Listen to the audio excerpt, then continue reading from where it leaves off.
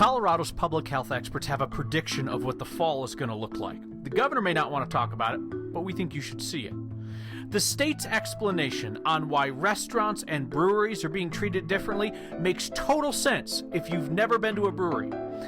Capturing the history that is happening to us right now. This weird time, it's history. Care to contribute your story? Our state legislature returns to work and proves just how useless rules are if you don't enforce them. And a Coloradan saying farewell to friends hears two words first spoken to him 75 years ago. Thank you. That's next. The message to Coloradans is that we will not be gathering in large groups again as soon as we would have hoped. That message is not coming from the governor. He is focused instead on optimistic short-term plans, which leaves the less encouraging outlook to the state's public health experts and to the journalists who have to relay those findings to you. The state's newly released modeling data suggests that the current level of restrictions need to stay in place for months. Here's Steve Steger. We exceed that dotted line in all but the 65%. 65%, that white line, the level of social distancing our state must maintain to avoid overwhelming critical care beds by late July or August. That number is part of a model released today from Dr. Jonathan Samet and his team at the Colorado School of Public Health, a model the state has relied on to make many of its decisions so far, one that was downplayed by the governor this afternoon. If you're saying, what does July and what do August look like, I can of course tell you they're not going to look like normal. But we're going to do as much as we can in our state without allowing for another resurgence that overwhelms our hospital capacity. Democratic Governor Jared Polis told reporters he doesn't have a crystal ball. That we don't know what August and September look like. And we're not going to lock ourselves into something based on predictions. The concepts are sound. Dr. Stephen Cobb, who heads Centura hospitals in the metro area, says, sure, the model will change, but one constant is that life as we know it right now won't change much. There are a lot of businesses that won't open. We are not going to have massive changes in restaurant capacity. We won't see big gatherings of people for concerts, for sports events. Cobb says the data also shows much of Colorado understands that. Coloradans have been really smart and they have followed state guidance. Look at the difference it's made. We only had 2 new admissions to our 17 hospitals over the last 24 hours. It's the lowest it's been, Steve, since this started. These are much more successful models when people over the age of 60 keep that social distancing up. In fact, it's most successful when people over the age of 60 and those who might be compromised stay at 80% social distancing, Kyle, which is right about the area we were during the stay-at-home order. 65 is where we are right now and safer at home. And Steve, understand that this is not an encouraging or an optimistic message that the science is providing here. But essentially what that model then is saying is if you're high risk, you are on lockdown until further notice. It's really important, they say. All the public health experts on that call with CDPHE this morning stressed that. They said if you are in that high-risk group, which includes folks who are over the age of 60, it's best to stay home as much as possible. All right, Steve Steger, thank you. Hey, so restaurants in the state reopen tomorrow, and Governor Polis suggested on Facebook today that homeowners could let nearby restaurants set up tables on their yards for extra social distancing. I'm not an expert on insurance or liability, but I would suggest that you call Jake from State Farm about your policy before you allow Buffalo Wild Wings to set up in your backyard. Governor today also tried to explain why restaurants that serve food and alcohol can open tomorrow, but breweries that just serve alcohol cannot open unless they add food. The normal environment in a brewery is a lot more like a social free-for-all. They're fun, they're social, you hang out with your friends, you see other friends across the room, you talk to them. It's not normally the kind of environment where you go with 4 people, you sit down, and you don't interact with others. To the extent that they adapt to become like that model, like that restaurant model, they are absolutely able to open during the month of June. What that means is, it means that groups sit down with who they came with, and there's not that social mixing. Here's the deal. Governor cannot be an expert on everything, and the man knows a lot of things about a lot of things. I'm not sure that there's that much mixing between different parties at breweries, and perhaps it's just the 502 breweries that I've been to, but I tend to find that most parties kind of keep to themselves. A lot of people actually just go to a brewery and want to sit there quietly with their dog, which is a violation of a different public health rule. Hey, preliminarily encouraging hospitalization numbers that we told you about yesterday did hold up through the holiday weekend reporting. We can tell you that fewer than 400 Coloradans are in the hospital with COVID-19. That's the first time we've been under 400 since the virus peaked. We held off on this number yesterday because a huge chunk of the hospitals had not yet reported numbers for the holiday weekend, but they are official now and something to celebrate. 370 hospitalized patients, 36 discharged or transferred within the last day. Colorado processed a bit more than 4,000 tests today. Governor says the state could be testing 8,500, but there are enough symptomatic people who qualify for those tests who are coming forward saying that they want them. Quick note about reopening schools in the fall. The State Department of Ed is now suggesting staggered schedules, spaced out desks, masks for students, and if 3 or more students get sick at one school, that is what will be considered an outbreak, and the school will be temporarily closed. Ledge is back again. The state legislature resumes its work after a 2.5-month pandemic pause. The workplace safety rules at that workplace don't apply to everyone, and they're not enforced. Masks are required, just not for all lawmakers. Temperature checks for everybody who enters, but even if you register a fever, you can still just choose to walk right in. Politics guy Marshall Zellinger wondered why the Capitol can have optional guidelines when your workplace can't. All right, let's take my temperature. Just like everyone else entering the Capitol, I'm asked if I want my temperature checked. 96.3. I passed. 97.6. So did this person. And this one too. We all had a temperature less than 100.4. If they pass the test and have a lower temperature, they get a wristband. Shauna King heads up the volunteers with International Medical Relief, the group doing the free testing, a temperature check, and 3 questions. Do you have a cough, shortness of breath, sore throat, or flu-like symptoms? In a way, though, the results don't make a difference. No matter the answers or your temperature, you can go in. If somebody does have any of the symptoms or they do have a high fever, they can still enter, or they're all welcome here at the Capitol. They just will not get the wristband showing that they passed the screening. They're just volunteers. The people inside the Capitol made the rules. Yeah, it's kind of interesting that if it's just a simple guideline, but I mean, you can't constitutionally limit people from, especially legislators, from coming in here. And then it's the same thing with citizens. One thing lawmakers are requiring from citizens, masks. Partly because the Capitol is in the middle of Denver, and Denver requires masks indoors. Except lawmakers don't have to follow that rule. Members are different than the public. And there is the double standard. Lawmakers vote on their own rules, whereas you and me follow the rules set by lawmakers and county health departments. And in the House, lawmakers can choose not to wear a mask. Though there are other precautions, like the transparent dividers between desks, and some representatives moving their workspace to the balcony. Over in the Senate, every other seat is vacant, with other senators working from the back and side rows. And according to Democratic Senate Majority Leader Steve Fenberg, a Senate mask rule is coming tomorrow. This is to say we all need to follow basic common sense to not just respect ourselves, but respect our colleagues and make sure that we're creating a safe space for everybody.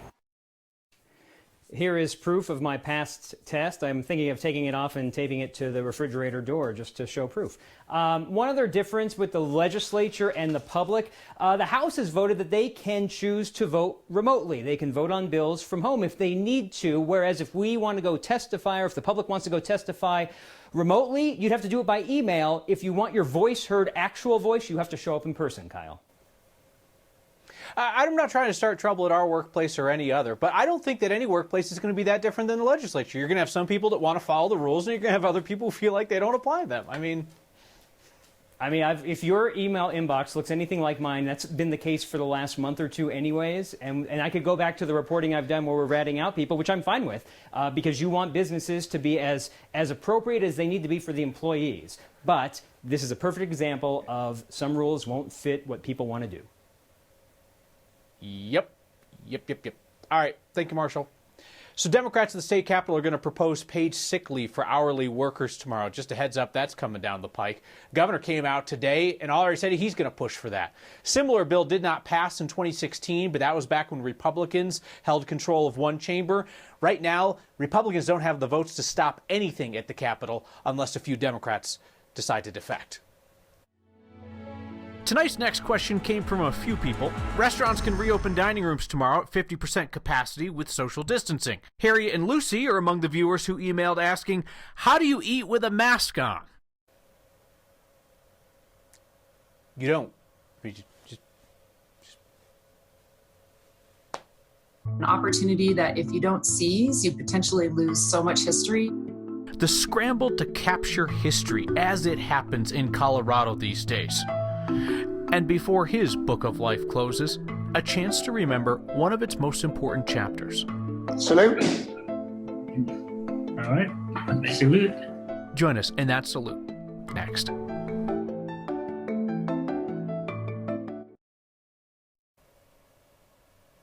It's easy to forget that we are living history as it happens, especially lately. So as the virus began to spread across Colorado months ago, the folks at History Colorado started gathering our stories to share them as history down the road.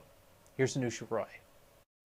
The week after staff at History Colorado was told to work from home, An opportunity that if you don't seize, you potentially lose so much history. They started asking people to share what life is like during the pandemic, so people years from now will understand how quickly Colorado changed. Today, there is so much potential to have that firsthand account. Hundreds of submissions started coming in, including journal entries, documenting how COVID-19 went from no big deal to being told to stay at home unless it was essential, like getting food. My name is Greg Hess. A high school teacher left a voicemail for History Colorado, heartbroken for his students. I continually hear the same thing from these adolescents. Why can't we meet in class again? To hear 17, 16-year-olds beg to come to school is a unique experience for me, even as a 20-year educator. The project is capturing stories about the ever-fluctuating life we're still living in such a way. I really do worry about how this little town is going to make it through. It will be interesting to see how our world changes and shifts when all this is kind of over with. So that's it from Durango. That curious minds in the future will read that it was not all bad. The pandemic forced some people to slow down, appreciate their lives more. And ultimately, it puts down in history how many Coloradans stepped up to do their part to keep the state safe. That's the name of the game, is saving lives. For Next, I'm Anusha Roy. Some of this material is already up on the History Colorado website, which is also where they're still accepting submissions. And they also have a call center they can connect you with where they have translators to help with any language barriers.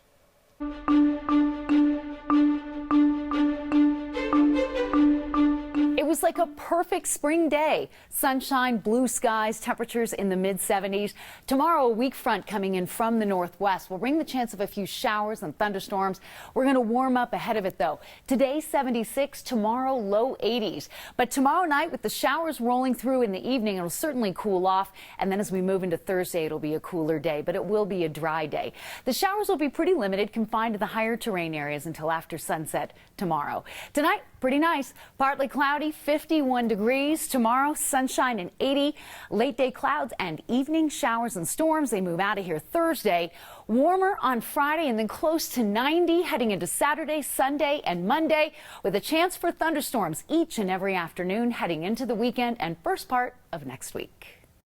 It's okay to say thanks a second time, especially if it's been 75 years since America first said it. Just capping off a really well-lived life.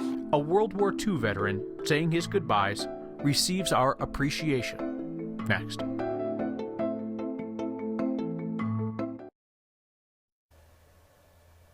Don't wait to tell someone how you feel, Don't want it to be too late. We just told someone how America feels about him. That someone is Robert Keogh, a World War II veteran who received the Distinguished Service Cross, and just now again, our thanks. Here's Nelson Garcia. At a senior center in Boulder lives a man who's about to realize it's never too late to be honored. I joined in 1942, September. I was 20. Robert Kehoe served in World War II. Serving him now is a hospice nurse for True Community Care, Erilyn Starling. So Robert just turned 98 last Saturday. More of them were afraid of the parachute jump than even thinking about where they were going. Starling wants to recognize a man who dropped in behind enemy lines with 2 fellow soldiers to help organize the French resistance against the Germans. I don't want to say living legend because he would totally poo-poo that idea. But it just has been an honor to take care of him. When you're 19, 20, 21 years old, you're kind of crazy anyway. And just the idea of the excitement, the whole combination. Though Kehoe seems full of life, the reality is he's close to death. It is my great honor and privilege to present to you 2 pins. So True Community Care put together this remote ceremony with Starling giving out the recognition. Arlen, do you have the certificate? And fellow veterans. Ready? Salute. Giving out respect. I wish it could be done a different way. I wish that he could have all of the honor and all of the vets present and the in-person salute. It's never too late to be honored, especially so close to the end. Thank you. I can't tell you how much I am honored by this, at this stage of the game, to still be remembered. For Next, I'm Nelson Garcia. Thank you, sir. Thank you. Starling's first time doing one of those pinning ceremonies. She said the gesture meant a lot to her because her father served in Vietnam. It's a sign of social distancing like we have not seen. That and your feedback next.